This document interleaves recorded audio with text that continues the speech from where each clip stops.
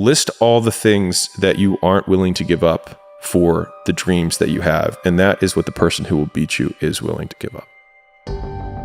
If you think about the difference between winners and losers, winners define themselves by what they made happen, and losers define themselves by what happened to them. When your friends start to say you've changed, it's because they don't know how to say you've grown. And because they see so few people who have, so it makes sense that they don't have that. So I see that as a lack of skill, not malice. Like, it's not that they're bad people, they just don't even know it because so few people do change. I love this question, which is, what would you do if you weren't afraid? It's an interesting paradox that the energy it requires to start doing something is way more than the energy required to continue doing the thing. It won't get harder. Like, this is the hardest part. And so if you can just make it through this, everything else is downhill. It's not that the things that the dragons you're going to slay aren't going to get bigger. They are. But you become so much more equipped to slay them back. And you have so many more allies. You have people in the stands cheering for you. You have the audience. You have all of these other things that are behind you. But in the beginning, it's just you with a stick against a bear. And arguably, that fight is a harder fight to win than beating a dragon when you have a nuclear bomb and 6 nations behind you. And so it's not even like the size of the hardship, it's just also the resources and how few of them you have, and how so much of the beginning is literally burning the one thing you have, which is time. Because you have no leverage. You don't have the money to pay other people to help you. You don't have the resources to go. No one can learn it for you.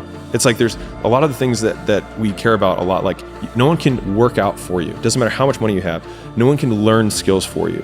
And so in the early days, like, it feels so painful because you're like, you look around to see who can help you, and then you're like, it's me again.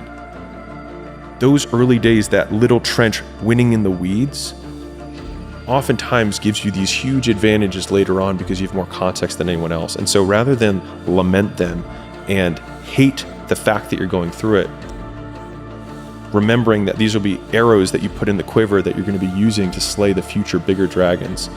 And so expecting it to be easy is what makes it much harder than it ever is. Every single difficult thing that you do is kind of like a massive wall that you need to get over.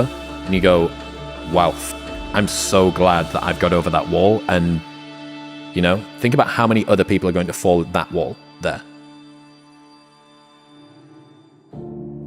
Trying to assume that I need perfect conditions in order to start. Because, I mean, starting is the perfect condition. Like, whatever condition that you're in that you start was the perfect condition. What's wild about the fear that people have when they're starting out is that they say things like, I have nothing going for me. I have no advantages. I have nothing to my name. I have no money. I have no network. I have no resources. But it also means that you have nothing to lose, which makes you incredibly dangerous. And I think people wildly underestimate how many shots on goal you can take when you have nothing to lose. Whereas when someone has something to lose, they have to be more and more selective about the shots they take.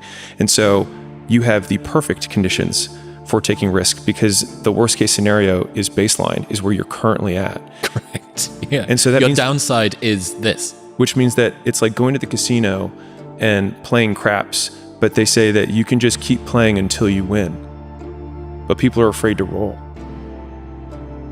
But I love this question, which is, what would you do if you weren't afraid?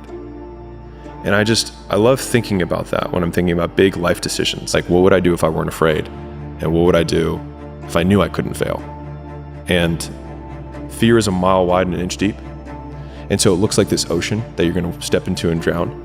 But as soon as you step into it, you realize it was not that deep at all, and you can keep walking through it. And I just love that visual, because a lot of times when it's like we have this anxiety around this big decision we have to make, if you actually take the step and realize that it's not death, you're not going to drown immediately. There's plenty of other steps you can take from there, even if you get a little wet.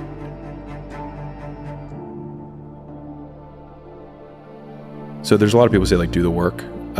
And in Gym Launch, and it's continued into our stuff today, but do the boring work is what we call it. And boring is what makes you rich. Boring The boring activities, it's the double checking the emails. It's writing the follow-up sequence that you really don't feel like writing. And honestly, just getting it done will make you significantly more money than not getting it done. And so it's like, it's Michael Phelps talks about this too with swimming, like just laps after laps after, like he doesn't even have the variety of like different moves or different, like it's just laps, just sheer volume of work. And, I call it the Rocky cutscene, and almost every successful person that I have ever encountered has gone through not a month or a year, but many years of doing work without reward, where they have to do things that other people find boring, and they have to sacrifice things that everyone finds interesting, that most people want to do during that entire season of their life. And they basically sacrifice a season of other things that they would prefer to do stuff that they would not prefer to do because of the one thing they want most. And that's the Rocky cutscene. And instead of lasting 5 minutes, it just usually lasts 5 or 10 years. Even now, it's still something that I struggle with, realizing that now isn't forever. The thing that you're doing right now doesn't need to be forever. It's not forever. Yeah. There's this huge time delay between when we start behaving in a way that a winner behaves and when we start winning. And the problem is that the bigger the mountain you're trying to climb, the bigger the W you're trying to get, typically the more delayed it is Longer between the lag. Yeah, between when you start behaving like a winner and when you start being a winner.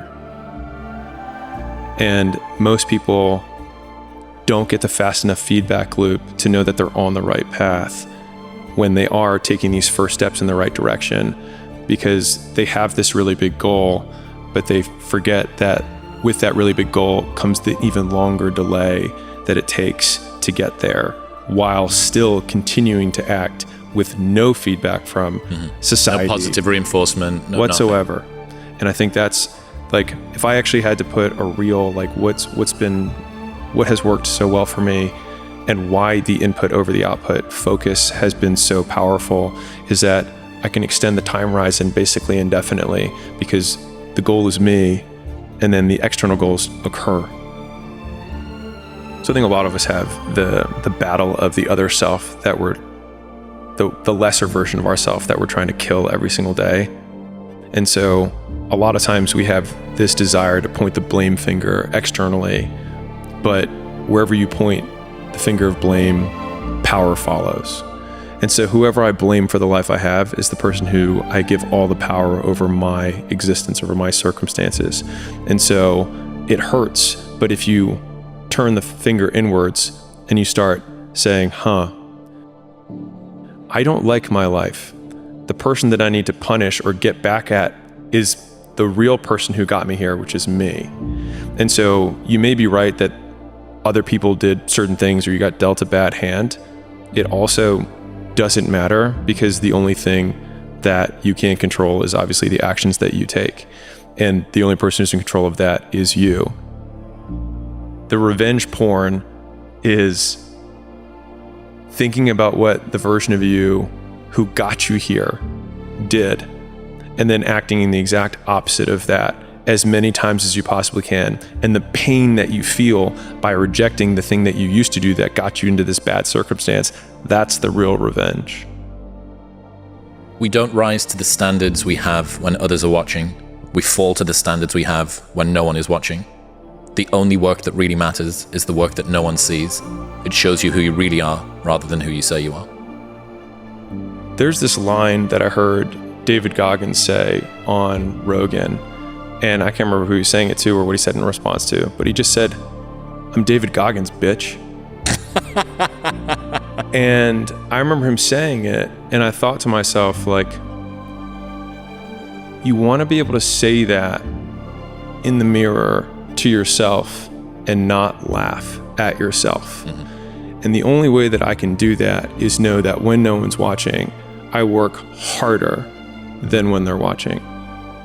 And thinking about it like that has given me this persistent and ever-present scorecard or third party that's like, no one's watching, which means now you have to work, because otherwise you're full of shit.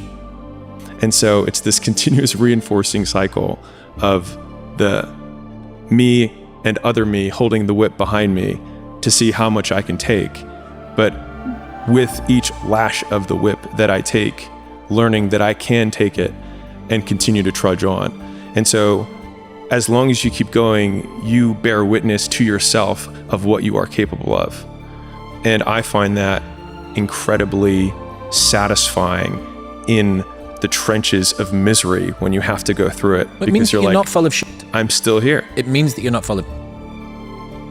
So I think what we're teasing at is authenticity. And so a lot of people feel like imposters because what they think, what they say, and what they do are completely different. But from an operational perspective, because that's how I like to define a lot of words, which is what do I have to do to be that, right? What do I have to do to be authentic?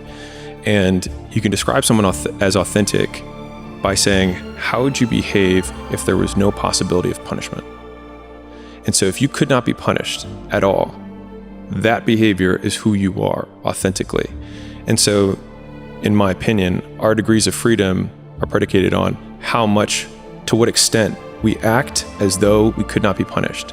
And so if what we want to do and what we do have no possibility of punishment, that is what we are when we are our true selves.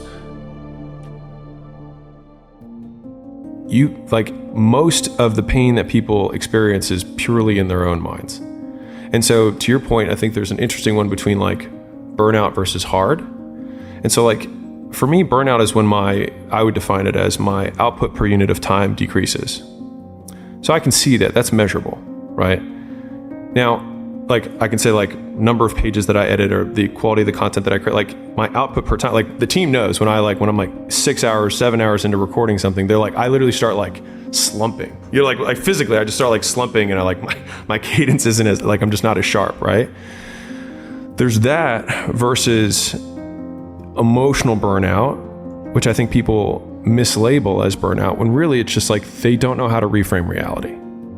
And so what it really is they got a comment on a post that bugged them. And again, it's pulling it from the shadows. It's no, this stuff doesn't work. It's hold on. What's the one voice that actually is coming through? What is the real thing? Well, there was this comment. Okay, great. It's embarrassing to even have to say that. But when you say it, then you admit it, and all of a sudden you put it in the light, and the shame kind of starts to evaporate. Because then you can name it and be is this comment bigger than my future? Is this comment bigger than me? And one of the things that that has helped me was saying what's true about this? And the next one is what if we confront it and say what if they're right? Now what? Because I think a lot of effort gets put into trying to deny reality, right? There's this clip that I shared from Tom Bilyeu, and he was talking about how he gets made fun of for his ears being big, right?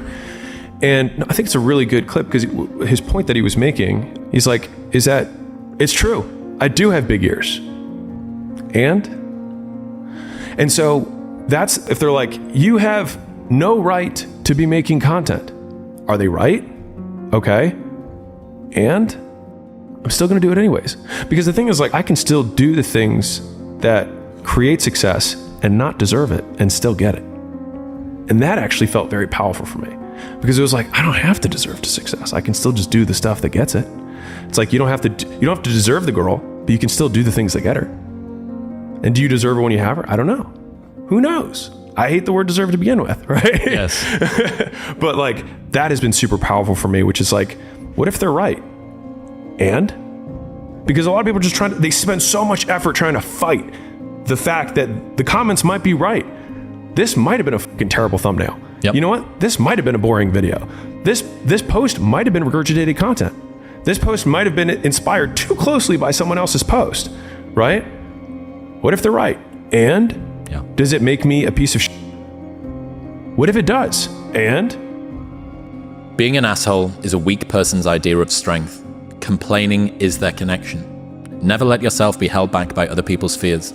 People criticize what they were afraid to do themselves because bold action reminds them of their own inaction. If you're afraid to be criticized, why do you care about the opinions of those who are too timid to do it themselves? If you are the criticizer, does tearing down someone who has the courage you lack make you better? People criticize because it helps them justify the risks they chose not to take. in the hopes that it'll dissuade you from doing it so that you can be in the exact same position as them, which then justifies that they made the right call. And so when I think about how hard I want to work, the interesting thing about that is that the only person who can judge you on your success is you, because you're the only one who knows how much left in the tank you really had. And the better you get, and you can resonate with this, you start winning exteriorly. And that's when people are like, it felt so empty. It's because they didn't actually work as hard as they could have. They just worked hard enough to beat everyone else. But that discrepancy between how hard you could have worked to work your hardest versus what was required in order to win, to me, that's the opportunity that shifting towards the work being the goal unlocks for you. And I work harder now than I did when I was poor. And I think it's because I've learned to enjoy it.